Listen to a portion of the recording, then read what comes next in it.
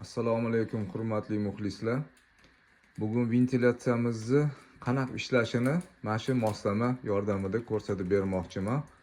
Havoni yo'nalishlari, nega tepadan ochganmiz, sovuq havo kiradigan joyini, nega vitishga trubasi pastdan tortyapti, hozir tushuntirib beraman shuni. Mana tasavvur qiling, misol uchun mana bu havo kiradigan teshigimiz tepada emasdi, pastda bo'ldi deylik. Mana shu devorni mana yerga yaqin joyda teshib qo'ydik deylik.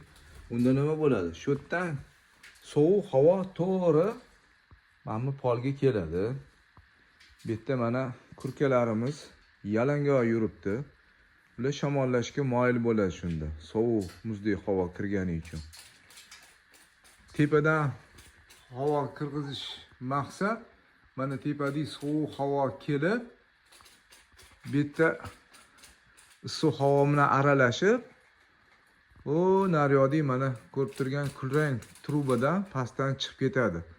Sababi trubamiz mo'risi mana shu kiradigan teshikka nisbatan 2 metr balandda joylashgan. O'shaning uchun tortib ketadi. Sovuq havo kirib, issiq havo bilan mana mana shu yerda aralashib u pastga tushadi. Pastdan keyin o'sha mana bu kulrang trubali vitishga tortib chiqarib ketadi. Mo'risi baland bo'lgani uchun. Xo'p, hozir shuni naglabni ko'rsatib beraman. Mana shu 3 ta teshik, mana bittasini yopib qo'ydik. Mana bu ikkalasi ochiq. Havo kirish uchun. Xo'p. Mana havo kiryapti. Ko'ryapti mana. Mana kiryapti. Havo urib turibdi. Mana. Endi mana bu yerga qo'ysak, mana bu yerda havo kelmayapti. Chunki yopiq. Endi naryoqda vitishga qanaqa tortib ketishini ko'rsataman.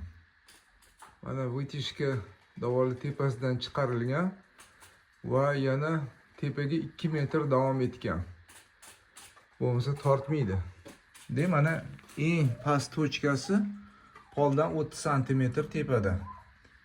Bu yerda iluv havo chiqqani hisobiga bu truba tortganiga hisobiga. Chunki issiq havo bilan sovuq havo aralashadi, mana shu yerdan iluvroq bo'lib chiqib ketadi. Mana bunaqa kondensat ham tomadi. Bitta hozir chelagini olib turibman, ko'rinmaydi. Xo'p, endi bu yerda havo tortishini mana ko'rsataman.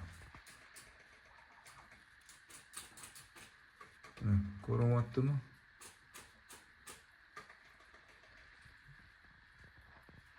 Hozir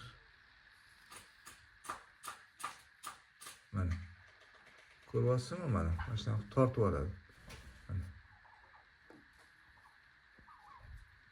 Shunaqa gaplar. Maqsad shu xona tellab ketmasin, hid bo'lib ketmasin.